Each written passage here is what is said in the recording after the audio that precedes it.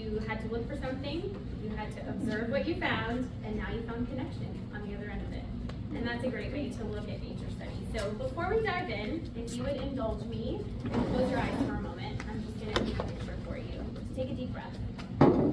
Imagine walking along a beautiful, wild-growing garden wall filled with fragrant flowers in every color imaginable.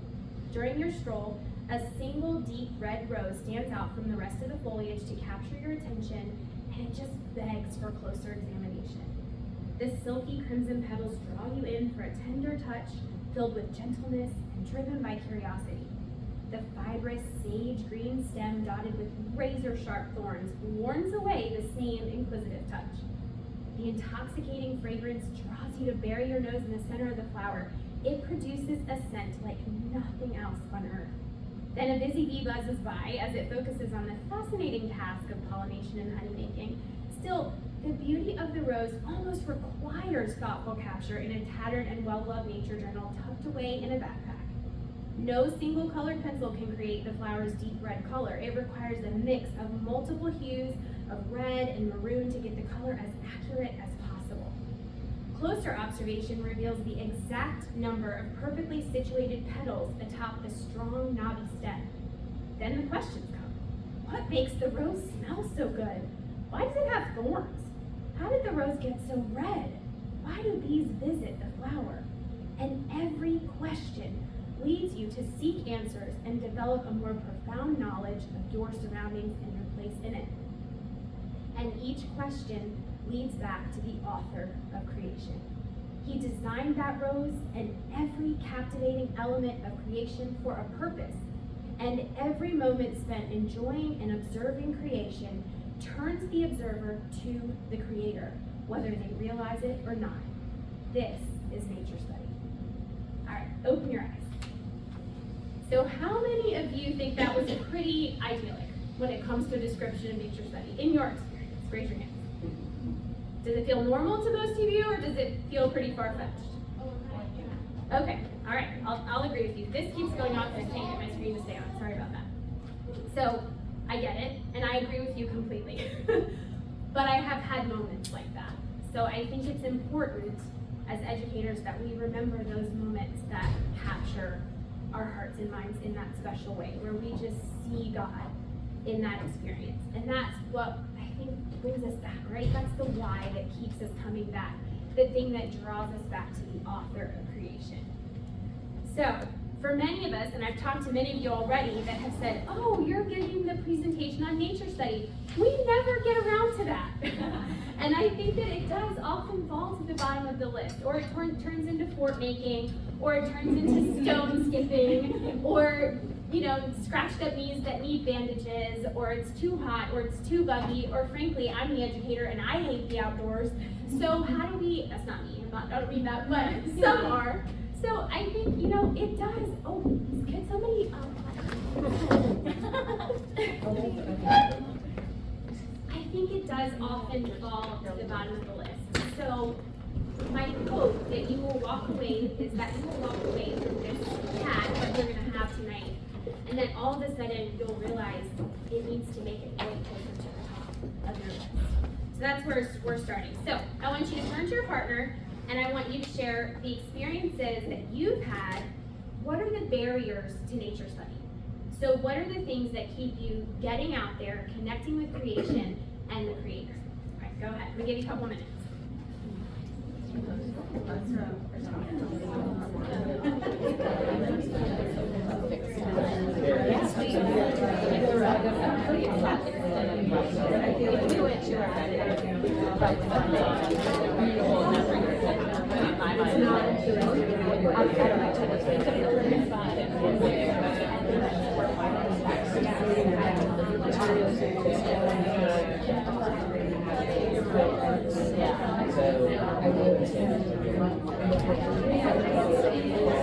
It's like by the time I did it,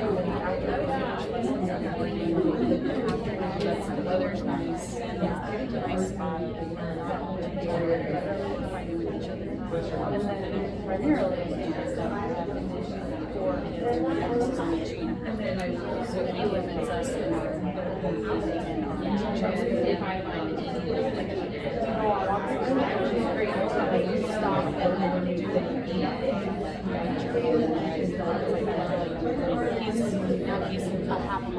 our trail, and there's a creek down there, and I don't swim. So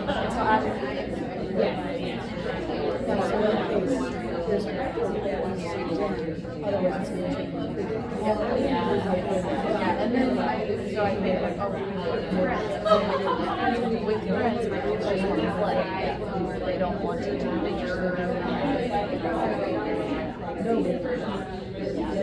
So I have 6 kids.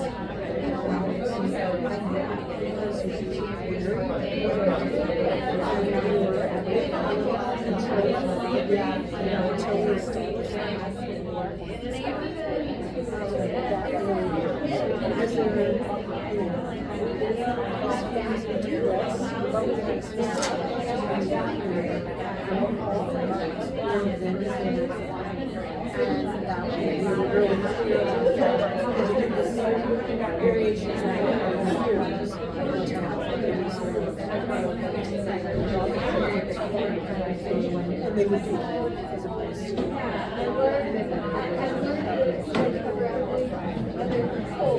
but there's still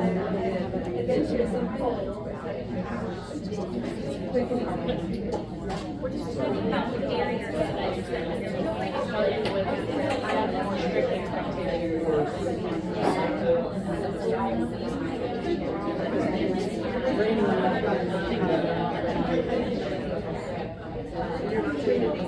Here, you're officially a match.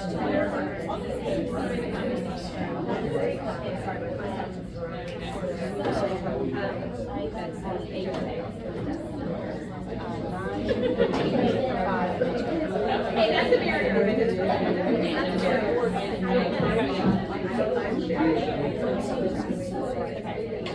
so I could say, I could change so it's hot. We have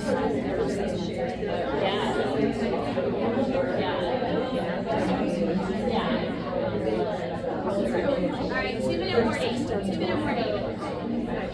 But then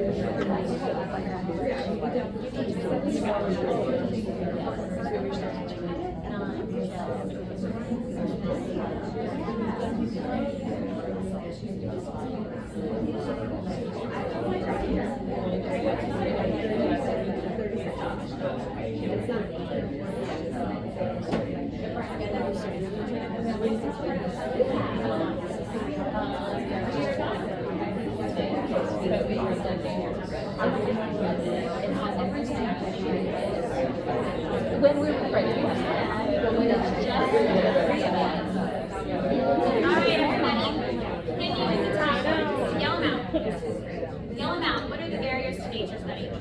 Too much to do anytime. Okay, so time. I put that down. It's always a barrier for everyone. What else? Energy. I'm not gonna rate this pretty. Sorry, it's hard for me to do it. What else? Yeah, temperature and knowledge. Okay. Weather. What else? supplies. Okay. Staying focused in the car, drawing. Younger siblings. Distractions. We'll be nice about it. All right. What else? I know there are more. Overwhelmed? Yeah, absolutely. Anything else? Idealizing where you do it. Okay. So we'll just put location for that, Yeah. because I think there's a lot that goes into location. I think idealizing product. Mhm. What it's going Perfection? to be, saying, I want it to look just like that, not having the scale or the. Mm-hmm. I have one of those. Anything else? All right, great. That's a great list. Let's see if this cooperates and pops back up for me. While you're loading that, can I say one? Absolutely. So mine was, we have a scheduled nature group time, but what I find myself doing now with my kids is not doing it any other time. Yeah. Not making that a habit where they're just naturally wanting to do it as an afternoon, like maybe after an afternoon occupation in their free time. I don't see them doing it as much because they're like, well, that's our nature girdle day. I got that. So it feels more structured right now. Well, well done you for having the nature room. That, you know, don't hate yourself in every sense, but I definitely get what you're saying. So here's how I'm gonna make you a little sad. I don't have answers to all this, but how I am gonna respond to this is why you gotta break through these barriers, okay? So I'm a researcher and a homeschool mom. I'm working on a PhD, so I'm gonna give you the research, okay? first thing I want to talk about, there's research out right now that says prison inmates spend more time in nature than our children do. It's kind of scary, right? It's kind of a scary thought. And I get it. I mean, as homeschool moms, obviously we prioritize the outside time, especially Charlotte Mason said, be out instead of in. I mean, we get that. But I think there's a reality to the culture that we live in that's not nature-centric, right? Also, Richard Luke, who coined the term nature deficit disorder, talks a lot about ADHD, mental health issues, childhood obesity, being directly tied to a lack of time outside. I think there's more to it than a lack of time outside. It's a lack of time in nature connecting with God. But he just talked about that specifically. An average 8-year-old can identify more Pokemon cards than trees in their backyard. Okay? So Mason saw this happening in her time with the Industrial Revolution, moving away from nature. We're seeing it now with the technological revolution and especially now with Generation AI. So we are headed in an even, I would say, a bit frightening, exciting, overwhelming time where a lot of our lives are going to be lived through technology, even making decisions for us. So it's just it's the same kind of transition that Mason went through in her time. Excuse me. So aside from the educational elements of nature study, we need to get kids outside. And the research proves it. All right, we'll move forward here. Okay, so Charlotte said, the knowledge of God ranks in importance, is indispensable, ranks first in importance, is indispensable, and most happy making towards philosophy of education. I love happy making because it's interesting that the research shows how mental health declines when we forego connection with creation. So she saw that before we did. A contemporary of Charlotte Mason, his name's Charles B. Scott, he was an educator in California in 1894 and an administrator. He said, the study of nature misses its highest purpose unless it leads the child from nature up to the author of nature. So the number one reason that we need to be doing nature study is direct connection to the author of creation. And you guys will see in a minute, I recycle my paper, so our poetry's on the back here. When we connect with God through nature study, we learn more about Him and we learn more about ourselves. So I'm going to talk to you just a few verses. Romans 1:20, for His invisible attributes, namely His eternal power and divine nature, have been clearly perceived ever since the creation of the world in the things that have been made. So this directly supports Mason's belief that knowing God begins with observing His works in creation. The next verse I have for you, oh, and I'll add to that also, that she saw nature study as a spiritual discipline, not just a scientific one. So I'll add to that Matthew 6:26. Look at the birds of the air. They neither sow nor reap nor gather into barns, and yet your heavenly Father feeds them. Are you not of more value than they? I love this verse so much because it tells me that Jesus is safe to trust. God is safe to trust, and we can learn that through the birds. And that's just such a beautiful way to see that provision from the author of creation. Matthew 6:28 says, and why are you anxious about clothing? And I know you probably all heard this one growing up. Consider the lilies of the field, how they grow. They neither toil nor spin, yet I tell you, even Solomon in all his glory was not arrayed like one of these. But if God so clothes the grass of the field, which today is alive and tomorrow is thrown into the oven, will He not much more clothe you? I think this is one of the strongest calls to trust God for provision and focus our hearts on His kingdom. And we see it through His creation. And then Proverbs 6:6, go to the ant, O sluggard, consider her ways and be wise. Again, observe creation. Even the smallest creatures bring wisdom in their mere existence. So, just a few reasons we gotta break through those barriers. All right, so these are Scott's 5 objectives of nature study, not Mason's. Like I said, I'm a researcher, so I'm gonna bring it all in for you guys. I'm gonna start with 2 through 3, and then we'll come back to the bookends. So 2, to cultivate his higher nature, spiritual, ethical, aesthetic, and to lead him to recognize God as the author of all things. So it's not just about their knowledge, it's about their heart and character. your students get a better understanding that everything good, as we've already heard, knowledge comes through the Holy Spirit, everything good and beautiful comes from God. And we learn that as an objective of nature study. Oh, it's a little cut off, sorry about that. So number 3 is to develop powers of observation, expression, and thought. So this is fascinating. The World Economic Forum just came out with their 2025 jobs report, which is very focused on Generation AI and the future of the workforce.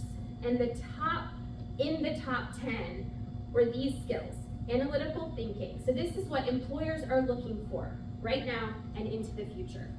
Analytical thinking, creative thinking, curiosity and lifelong learning, flexibility, agility, and resilience. So when you are practicing nature study, when you are not teaching nature study, when you are being a part of it with your students, you're developing that analytical thinking, noticing patterns, asking why, the science of relations, connecting ideas, creative thinking, seeing the world differently, solving problems in new ways, curiosity, wanting to know more. Why does the rose smell like that? Why does the bee sting me? Things like that, digging deeper, and that engagement that comes with nature study. And then flexibility, agility, and resilience, one of the top things employers are working for. Nothing in nature ever goes as planned, ever. So we have to adapt, and we have to expect the unexpected, and we have to learn to keep observing and trying even when it's hard. And that all comes through nature study. So when we think of skills-based learning, it's been the focus of future work in our lives for a very long time now. It's shifting. And I just heard a quote yesterday that said, AI is not going to steal your job. Someone who knows how to use AI is. And that's just the truth of the matter. That's the world that we're sending our kids out into. We're training them for jobs that don't exist yet. So these particular skills that we're giving them through nature study, this is what they're looking for out in the real world. And then number 4, to form habits. We know this, the habit of attention. They look at things, they observe, they sketch, they draw, they question, they stay engaged. So all of that comes to this. I'll give you an example. My son, he told me, "Mommy, don't tell them my name." So my son despises nature journaling. I mean, more than anything else. And so I asked him, sitting in our living room one day, I said, "Just look out the window. Anything you see, just anything, give it a go." He picked up a pen, which we never use in our nature journals, and drew a circle. And I said, "What's that?" "A snowball." And that was what I got that day. And so I said, "You know what? It's creative, I'll give you that. However, I don't see anything that looks like a perfect circle out the window." And then all of a sudden it was like, "Oh yeah, the snow's grabbing onto the bush. That's a different shape. Oh yeah." So that habit of attention is what leads to this lifelong curiosity and this engagement, right? Because you can't just draw a circle and say it's a snowball and that's your answer. That's not, that's not going to get you very far. All right, and then our bookends. So we have to interest the child in his surroundings and arouse the sympathy and love for nature, and then to give him a knowledge of his physical environment. So Mason said all education is self-education. So if you're bringing interest in the world around your student and his or her place in it, then all of a sudden it's like, oh, well, I want to learn how I fit. I am created by God, and so are all these other things that I'm learning about. And so I want to understand how I fit, how he made me, how he made it all work. Oh, my nose smells the flower. So, all of those connections start happening simply by saying, just go out and take a look. Stick your nose in a rose and see what happens. And then it does become that springboard for deeper scientific knowledge. Another thing that happened is we were using jeweler's loops. I don't know how many, it's like a magnifying glass, little circle magnifying glass. It's great for nature study. And my son was looking at a flower, and he had never cared about flowers ever before. And he saw a friend of his do a science project where he had pinned flowers up on one of those trifold boards and then printed out these are the parts of the flower. And so all of a sudden he made that connection, but at the same time it's like, but look, Mom, there's so much more to it than that. And that kind of made my heart explode, because that's what we want to see, right? We want to see them see the little fuzzy parts on the inside and things like that. Because then when they get to the identifying of the parts of the flower later in life, and maybe learn those terms, there's a real experience. And there's a moment with the Holy Spirit where you're in creation that is indelible. It's something that can't be erased. Okay, so let's talk about the weekly nature walk. Now, I'm not going to make anybody feel bad. If it's a monthly nature walk, so be it. Just get out there and try to do it as best you can. But the recommendation would be one afternoon per week. Again, those consistent rhythms, it builds the anticipation. And I loved what you were saying about that's our nature journal day, but that's also anticipation of the nature journal day. You know, that's a beautiful thing too, and a habit that you get into that you know that it's going to happen. And then regardless of the weather, this is a really hard one for me. I read that book, There's No Such Thing as Bad Weather, and I kind of sat back and said, but there really is. There really is. In Georgia, this is bad weather. I'm hot. So I think, and I live here, I live in Georgia, but it does offer a lot of unique discoveries and lessons. And that doesn't mean that you can't find the shade. That doesn't mean that you can't put the bottom half in a creek and the top half is looking over the side. However, we have to make it happen. Even try to get out in the rain some, you know, try to get, it's worth it. It's worth it because God said it was all good when he created it. So we don't want to leave any parts out to the best of our ability. And then also focus on the observation. So what I like to say is that wonder leads and then instruction follows naturally. Not necessarily from you, but I think when you do kind of wonder about something or you're filled with wonder, then you have the opportunity to say, but why, but why, but why? And so many things can follow that. So now I want you to go back to your match and talk about, and I don't want the Charlotte Mason answers. I want to actually know, what would you put in your nature bag? And so in our house, we have 3 hooks right by the door. They're tattered old backpacks, and they're specifically for our nature walks. And they're already packed and ready to go. So what are the must-haves for your nature bag?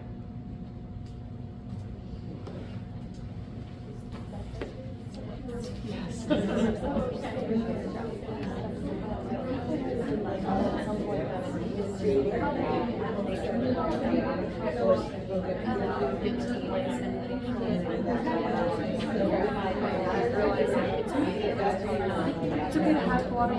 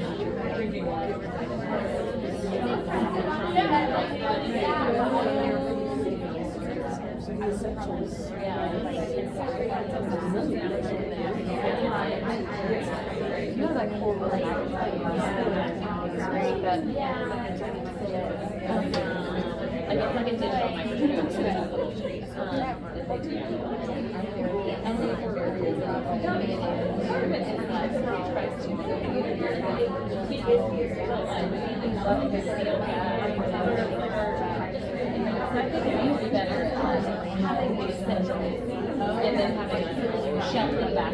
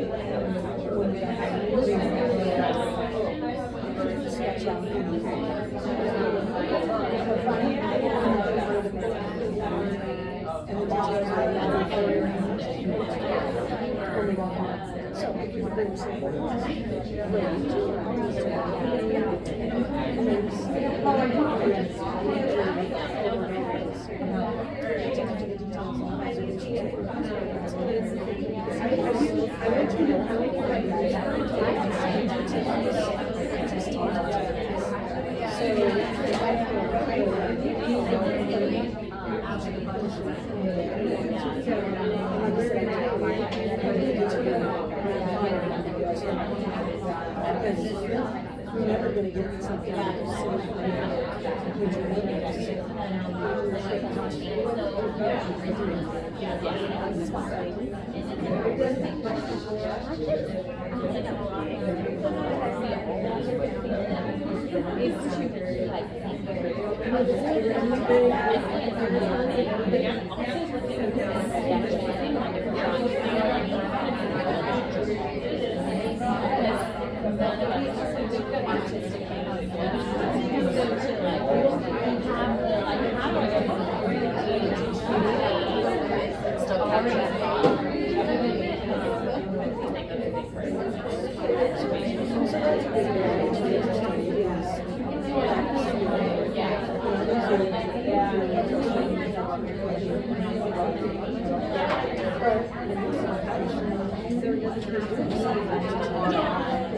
Come back to me. Come back to me. Okay, so a few of you yell out your favorite thing that you keep in a nature bag or would like to have in your theoretical nature bag you don't have. Camera. Camera? That's a good one. What else? Bug catcher kit. A bug catcher kit? The pocket microscope. Okay. I've seen those. It's in my Amazon cart. A little tree identifier booklet. Yeah. Kind of a field guide, but it's like, what is this little, it looks like It's go to this page, and Yeah. then Yeah. finally kind of learn how to systematically identify things. That's cool. I use the Picture This app.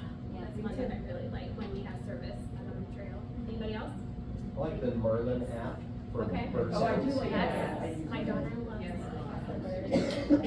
The other thing that I thought of that we haven't had is one of the little clicker counters Oh, okay. to be able to add numbers. Yeah. Particularly anything over 5. I ran out of fingers too quick to write it down. Can anybody think of anything they wish they had when they were out on The a nature little walk? click, you're doing math in nature? what's that? Oh, yeah, adding numbers to things. What do you do? You count the number of things you've seen? Like a number of a certain species or something? Like, what do you do? Or the number of leaves or the number of, Wow. Petals or- I've never heard of that. And then it's like stored in the thing? yeah, I mean, it's just an analog, you push the little button and it clicks and then you can write down that number. They- Like if you're do they're you like have a to little look metal for thing one and they- specific thing and then you, is that how you do it? Yeah, or however you want to do it. I wonder how you do it.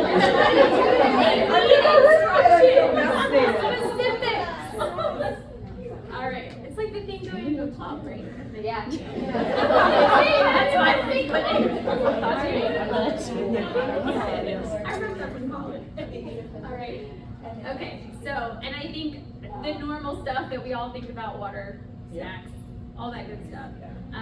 Tweezers is something we've used quite a bit in nature study. And then, yeah, I mean, mainly it's they kind of discover what they like to have when we're out that helps them do. And I think that Charlotte Mason would have been okay with colored pencils. I really do. So maybe some colored pencils would be okay, but that brings me to the nature journal. So this is a tough one in my house. I have 2, I don't know about you, but I have 2 that could sit and do this for 10 hours, and I have one that is pulling teeth. He absolutely hates it.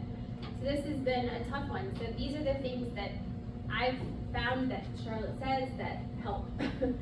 So it belongs to your kid, and this, again, this is a tough one when your student has this beautiful thing that they've worked really hard on, and you either have a perfectionist that it's never good enough, so they don't really want to try, or you have the one that just goes with gusto, and you're thinking, what is that?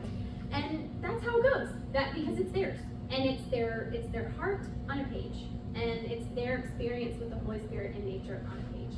So it belongs to them, and I think that it creates a level of investment, a level of pride. My daughter loves to pull them out and be like, remember when? And I just think that's awesome. I think that's such a fun experience. And then no grading. So I think freedom from that evaluation helps preserve that natural curiosity. It also helps them feel safe to express themselves however they see fit. If you're not a great artist, I always say to my son, I do not care how it looks. I just want it to be as accurate and detailed as possible. So if there are 3 talons on that thing that had 2, I want to, that's what I care about. I don't care about what they look like. I just want you to be curious and excited to capture what you found. And then these voluntary observations, and about what Carrie was saying in her overview, I think it's very easy to say, oh, look at this. Have you seen this? Because this is our monthly list of things we're supposed to do in nature study. So you need to go see that thing over there. And sometimes that works for a kid that's just not into it. But a lot of times they just want to look at their own stuff, the things that catch their interest, the things that shine in the creek.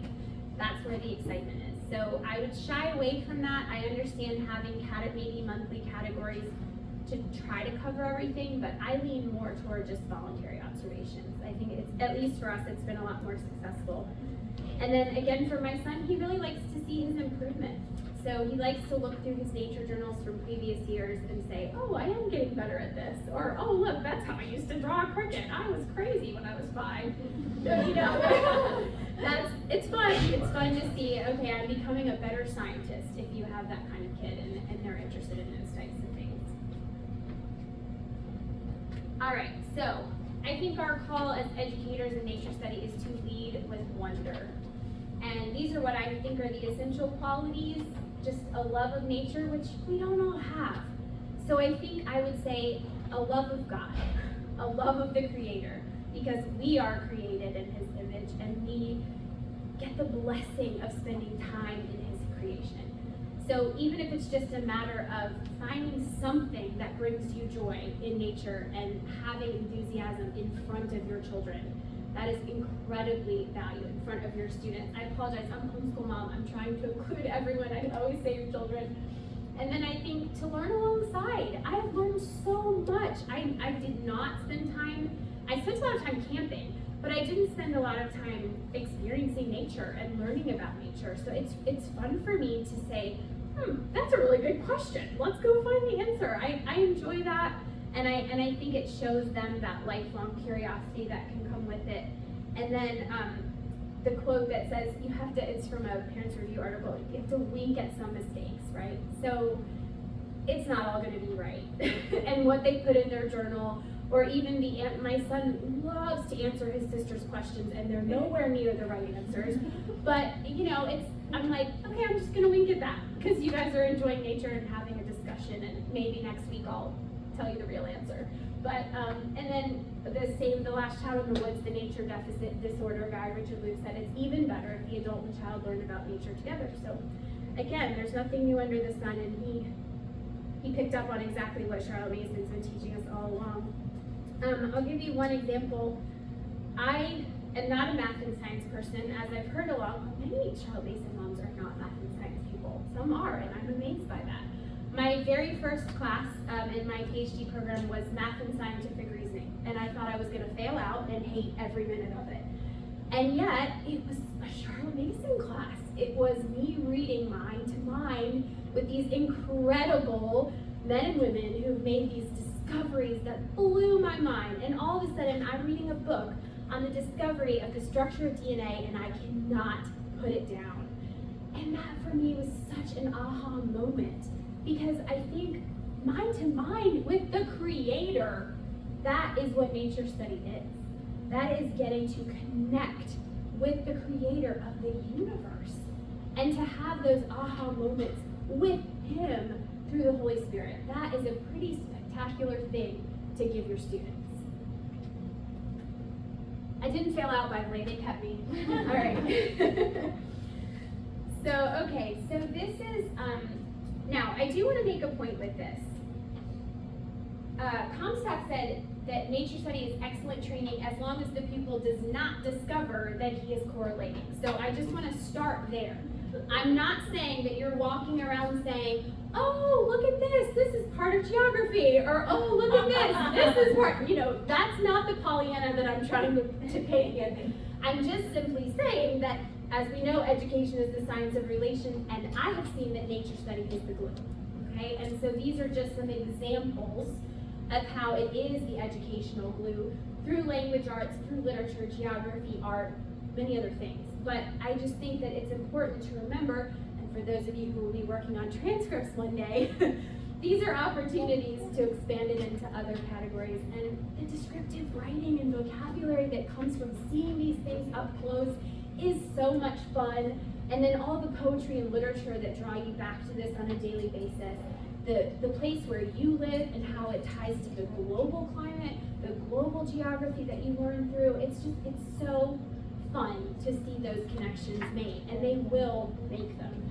So again, why it's so important, because it touches so many different elements. Obviously science, but it touches so many fantastic elements in what we learn.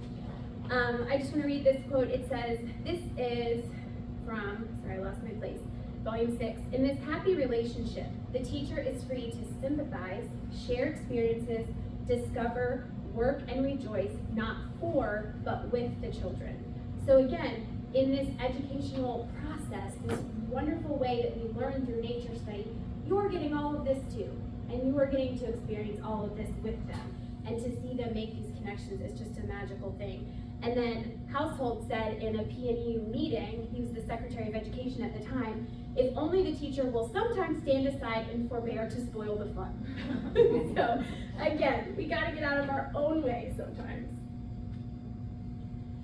Okay, so now I just want to talk about the beautiful thing. We've heard the quote by Mason that says, how much does the youth care? It's not about how much he knows, but how much he cares. That applies to creation, okay? So in Genesis 1:26, we're told that we were given dominion over creation. And for whatever that means, there's also a part of that that's protection, all right? He made us caretakers. And so it's a beautiful thing that you have these experiences that grow into affection, that can grow into protection, that can grow into stewardship of the only creation we have, the only one that he gave us. So that lifelong commitment that's developed through the process of nature study is a beautiful call to that dominion that he gave us over the earth, that we can walk in that as caretakers of his creation. And I think that's just a really special outcome of nature study and how much the youth can care.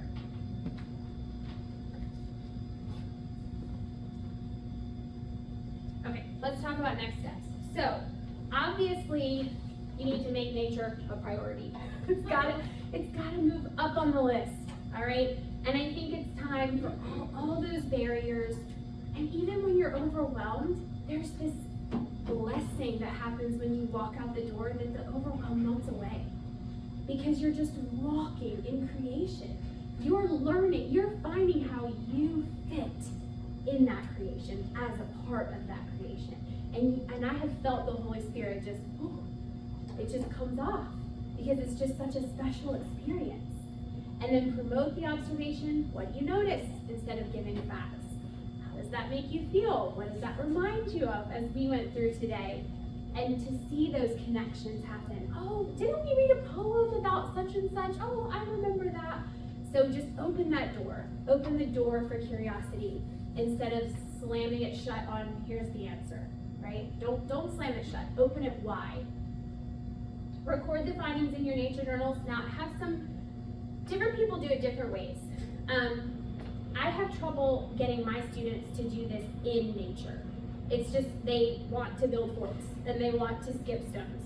And thankfully, they love each other. So that's usually where it goes. But I do always say it's better to just leave it where it is, how God created it. But if you can't, bring it back and press the flower, or stick it in the journal next to the dry brush, or however you have to do it, do it. find the way that works best for you. But I think when we get stuck on, well, we can't use colored pencils, we have to use that, or don't let that stuff get in the way. It's not important. It's great to follow the steps and do it all right. It's better to just do it and to spend time studying nature and spending time with God. So take it back with you. Draw it in nature, then bring it back and press it, then put it in your book. There's so many ways that you can expand it and make it last even longer. And then, as I've said before, to learn together and to model that curiosity and wonder, even if you don't feel it, pray and ask the Holy Spirit to give it to you. Because He will. He will show you something just magical that will light your heart on fire. And I pray for all of you that He does, and that He does the same for your students. So my challenge is, you're gonna talk to each other. What's one step that you will take this year to either get started or to deepen your family's nature study journey? So chat with each other.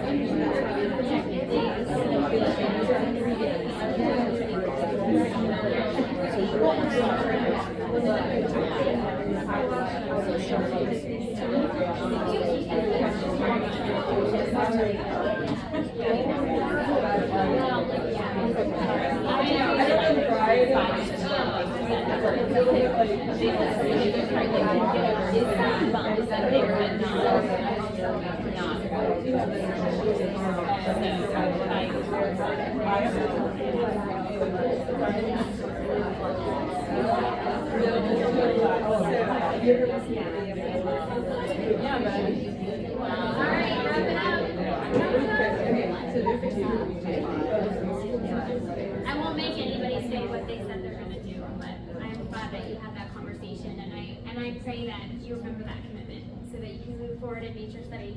That's all for me, but I will open up to questions if you have any. Otherwise, I will say goodnight and thank you for coming.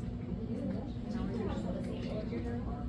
I don't actually, so none of my children would let me bring their journals. So, and I always ask. So I could have brought mine, I didn't think about it, but they didn't want to share that. So I tried to honor that. I don't, I'm a very tech heavy human being, I'm just gonna be honest. So I have a lot.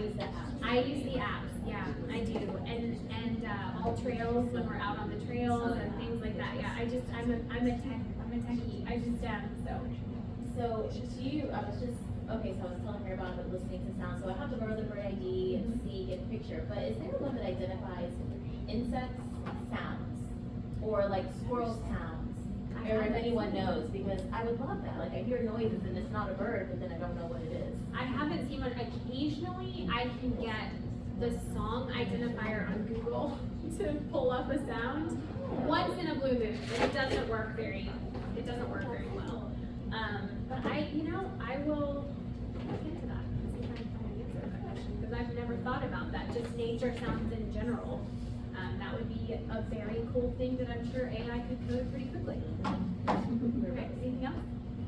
Okay. Along the lines of being tech heavy, like I get the idea and the beauty of like drawing it in nature while you're there. I also live in Georgia, and it's like the surface of this sun. Yeah, for real. For like 4 months, you know, and so where is there a place for like observing and photographing and then coming back and putting it down on paper? Is there a place for making a Canva nature journal? Is that what counts? Yeah, so all of the above. Okay, I'm not a purist in that sense, but what I will say is the professors that I have talked to require drawing it by hand in college. So there is something that happens in the cognitive process when you draw it in the same way that you take notes versus not. There's just something in that cognitive process that is a part of the experience, right? So that it actually sticks better.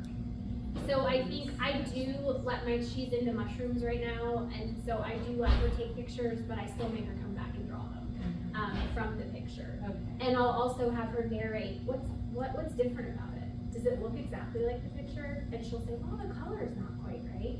Or in that light, it didn't really look like that. So I will have her narrate the difference because I want her to see what it is to capture something in a photo versus to experience it with the eyes God made us with, right? So I think there's something to that process. But we know for sure there's something in the cognitive process of journaling that needs to happen to have that same learning experience. And I was fascinated to find that the professors I talked to outright said I absolutely make them draw it. It was a requirement. Now these are old school guys, so I don't know about the new school professors if they're keeping up that same tradition. I hope they are. But it was a requirement, and almost with that kind of urgency, like please keep your kids doing this. So there's something to it. I was gonna say with that too, like, we have a couple of moms in our age group that really like immediately wanna know, like, what's it gonna find this really fast. So we've kind of set a thing for, if we're doing it's not a traditional object lesson where we like know what we're going to see. If there's something on the trail, we do it within the first like 30 seconds or a minute before everybody gets all spread out. When we do a silent observation, even if somebody knows the name, we wait until everybody has shared everything they have observed first out loud, because what we've noticed is that as soon as somebody gets to know the name, their curiosity is dead. Completely. They're done. It could be the same in the picture. Right.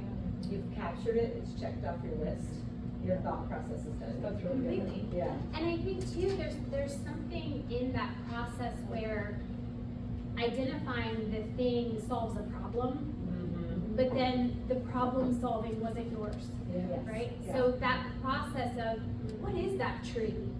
Okay, how would I identify that tree if I couldn't just look at mommy's phone and click on the app, right? And so that problem solving process is the important part. That's why I talk about those books. Yes, which is so cool.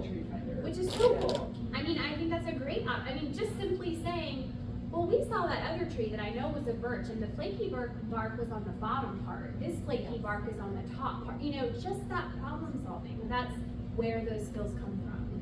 So it is part of, and I am the queen of like, let me pull out all my technology and tell you the answer. So I have to stop myself and say, wait a minute, let's problem solve. How would you figure this out? So yeah, absolutely. Yeah, to piggyback off that, like I felt like when I was using my app on Walks, I would just like boom, boom, boom. I figured out what all these things are, but I didn't remember what the things were. Yeah. And, so And the now- next time you go to that same tree, they're gonna say, can you pull out the app Right, and tell me right. what that is? So that's where like I kind of stopped using it so much because I felt like that's what I was doing. And one person early on in our nature study taught me just learn one new thing on every walk, or even observe one new thing on every walk. Even if you can't identify it, you still like made a relationship, like Charlotte made some more about relationships with the tree or whatever, like noticing something new. And like however many walks you go on add up to a lot of new things that you've observed. So Absolutely. it's like, even if it's just one thing, you know? Like, We had a really cool, it reminds me, I had a really fun experience with my 9-year-old daughter. She walked over to me from the creek and she said, look mommy, it's Native American nail polish. And I was like, what are you talking about? She had dug up the red clay from the bottom of a creek and put it on the right kind of rock and painted her nails perfectly with this clay, and it was Native American nail polish. And then we had this huge discussion about, do you think they did that? And what did it mean to be pretty for them? And you know, and so yeah, it's just discovering. I mean, I definitely would not have said dig in the dirt and paint your nails. That would not have been where I would have gone with that. But it was such a fun thing, you know, that she was able to turn it into something she enjoyed. And now everywhere she goes, she's like, do you know how to do Native American nail polish at all? You know, and of course people are like, I'm sorry, what? But I agree with you completely. Finding something unexpected, something new, something different can lead to so many awesome things. And I would say on the question of do I have to draw it, to engage creatively and not just logically. If someone's resistant to drawing, have them write a poem or a narrative story about how that got there, or those things, to engage in a way that makes you know deeply rather than a pictures to know shallow. But to truly engage, that's part of what the drawing process does, is you have to engage deeply. But you can engage deeply in other ways for those of us who are reluctant to draw. John Ruskin, one of Charlotte's contemporaries, wrote an article about the latest technology, the camera, and his brief with it was couples or children or adults were walking by too quickly because they take a picture and they move on, and so it was shortening their attention spans. And so I use the technology too, but I would also challenge everybody to do tech-free nature walks. Absolutely. You know, so that you can pay that attention and not be distracted. I just finished writing a paper on the holy art of remembering based on Ecclesiastes, and what it made me think of when you say remember the Creator in your youth, right? That's part of that. So when we have a false sense of remembrance when we have 3,000 pictures in our pocket. That is a false sense of remembering your Creator. When you have something that you painstakingly drew, even if you hated doing it, that's remembrance. That's holy remembrance. So it's not only, it's knowing something deeply, like you said, and it's knowing something personally. That taking a picture and storing it in your pocket makes you feel like, well, there it is. I've got it. I can always look. It's so different. It's such a different holy remembering that you get through making it your own. You have that paper posted somewhere, or is that for Simon? I don't know if I'm allowed. Well, it's on it's myname.com. Okay. So, Alright. yeah, Thank you. Sure. Anything else? Does anyone take their nature journaling to their table? In terms of, to be able to say, our food comes from creation. And to be able to look at, wow, we've been out here, we've seen things, whether it's on a farm or on a trail, we've seen things, and now these are things that God has put on our plate. And to allow that nature experience to go back to the nature experience of of what we eat. And oftentimes it's more healthy the closer it is to how God made it. Yeah, I mean, we mess things up to get them to last longer than they should. Or even to a farmer's market as a nature journal place. And those farmers will tell you a lot about it, right? Yeah. That's a Lots of beautiful stories. thing. It's a beautiful thing.